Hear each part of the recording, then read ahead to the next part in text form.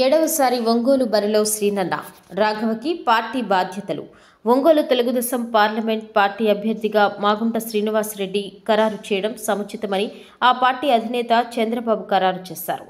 ఇక తాను పార్లమెంటుకు పోటీ చేసేందుకు సిద్ధంగా లేనని, రాజకీయాలకు విరమణ ఇవ్వాలని భావిస్తూ తన కుమారుడు రాఘవరెడ్డిని ఆశీర్వదించాలని శ్రీనివాసరెడ్డి ఆయన జన్మదిన వేడుకలో ప్రకటించారు. నాడు వైసీపీ అభ్యర్థిగా రాఘవరెడ్డిని అనుకున్న మారిన సమీకరణాల నేపథ్యంలో ఆయన పార్టీ మారుతూ తెలుగుదేశంలోకి చేరే సందర్భంగా కూడా రాఘవరెడ్డికి అభ్యర్థిత్వాన్ని ఆశించారు.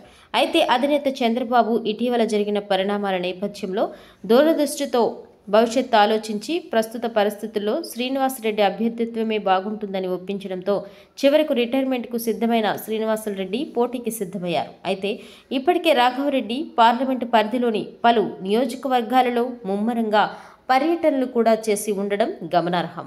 ప్రస్తుతం ఎన్నికల్లో రాఘవ ప్రయోగం సాధ్యం కాదని, దీటైన పోటీ కూడా కాదని చంద్రబాబు సూచించడంతో చివరకు ఆయన పోటీకి సిద్ధమయ్యారు. దీనికి తోడు భవిష్యత్తులో ఢిల్లీలో రాష్ట్ర అభివృద్ధికి సంబంధించి కీలకమైన నిర్ణయాలు, చర్చలు, సంప్రదింపులలో శ్రీనివాసరెడ్డి అనుభవం ఎంతైనా అవసరమని చంద్రబాబు భావించారు.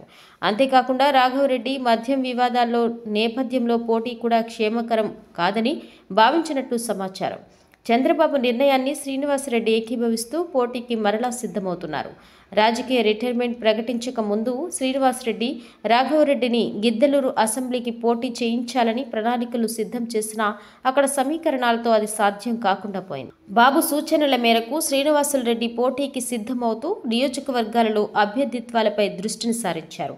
పార్లమెంటు పరిధిలోని నియోజకవర్గాలలో బలమైన అసెంబ్లీ అభ్యర్థుల ఎంపికలో 7 తెలుగుదేశానికి మంచి అభ్యర్థులే తెరమీదకొచ్చారు. తాజాగా దర్శి నుండి పోటీ చేసేందుకు ఆర్యవైశ్య నేత సిద్ధ రాఘవరావు ఆసక్తి చెబుతూ చంద్రబాబును కూడా కలిశారు.